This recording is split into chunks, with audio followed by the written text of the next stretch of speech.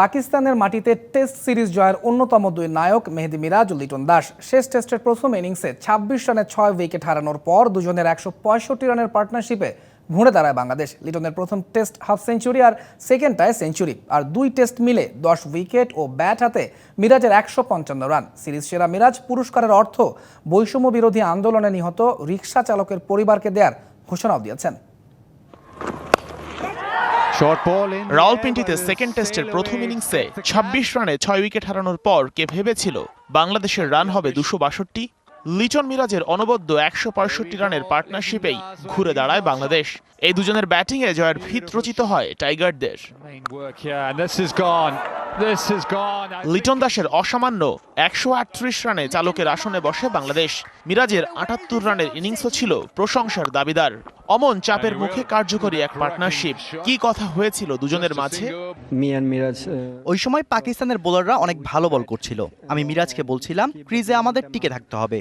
সে আমাকে সাপোর্ট দিয়েছে। আমরা শুধু ধৈর্য ধরে ব্যাটিং করেছি। এই ম্যাচে মেহেদী মিরাজ পিওর অলরাউন্ড পারফর্ম করেছেন। প্রথম ইনিংসে প্রথম বাংলাদেশি বোলার হিসেবে পাকিস্তানের মাটিতে নেন ৫ উইকেট। পরের ইনিংসে ৭৮ run.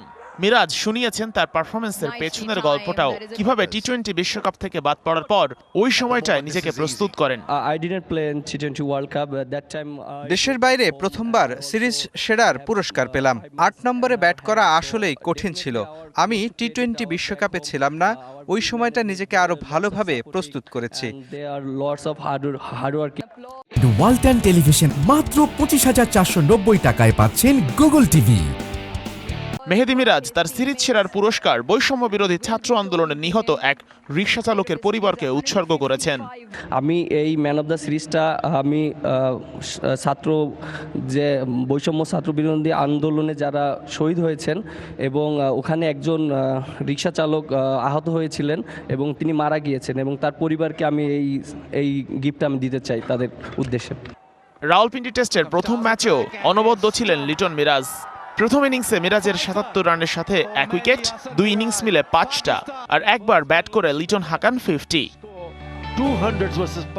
Sheikh Ashiq, DBC news desk.